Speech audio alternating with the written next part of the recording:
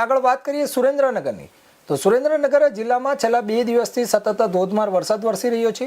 ભારે વરસાદના કારણે જિલ્લામાં ખેડૂતોમાં ખુશીની લહેર જોવા મળી છે, જ્યારે શહેરવાસીઓને ગરમીમાંથી આંશિક રાહત મળી છે। સતત વરસાદને પગલે જિલ્લાના ધોળીધજા ડેમ અને વાંસલ ડેમ ઓવરફ્લો થયા છે। આ ડેમોમાં પાણીની આવક વધતા વહીવટીતંત્રએ નીચાણવાળા વિસ્તારોમાં રહેતા લોકોને સાવચેત રહેવા તેમજ જરૂર જણાય તો સલામત સ્થળે ખસી જવા અપીલ કરી છે। ભારે વરસાદ વચ્ચે પાટડી અને લખતર વિસ્તારમાં રેસ્ક્યુની કામગીરી હાથ ધરવામાં આવી છે।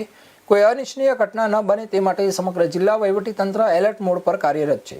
આ પરિસ્થિતિને ધ્યાનમાં રાખીને જિલ્લામાં શાળાઓ અને આંગણવાડીઓને રજા જાહેર કરવામાં આવી છે। છેલ્લા 24 કલાકમાં નોંધાયેલા વરસાદમાં સવારે 8 વાગ્યા સુધી તો થાનગઢમાં 80 mm, દસાડામાં 72 મીમી, ચોટીલામાં 71 મીમી, સાયલામાં 49 મીમી, લખતર 43 મીમી, મૂળી 41 મીમી, તાગંદ્રા 33 મીમી તેમજ લીંબડી 24 મીમી, ચૂડા 23 મીમી અને વઢવાણમાં 21 મીમી વરસાદ નોંધાયો છે।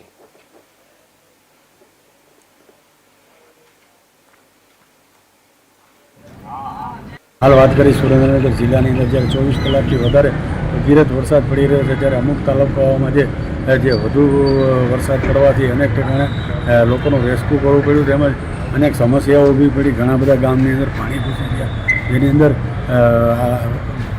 ખોરાક કે તેમજ અન્ય વસ્તુ પણ લોકોને બગડી ગઈ। ઘણા ગામોની અંદર ભૂખા રહેવું પડે એવી પરિસ્થિતિ પણ હાલ થઈ છે। જ્યારે વાત કરીએ સુરેન્દ્રનગર ધોળીધજા ડેમ ઓવરફ્લો થવાની જ્યારે તૈયારી છે, અને હાલ કલેક્ટર દ્વારા પણ અધિકારીઓને તૈનાત કરી અને નીચેના વિસ્તારો રાત્રે પણ ખાલી કરાવ્યા અને અત્યારે પણ હાલ નીચાણવાળા વિસ્તારોને ખાલી કરાવવા માટે તાકીદ કરી છે। મયુર સંધી, ઇન્ડિયા ન્યૂઝ, સુરેન્દ્રનગર।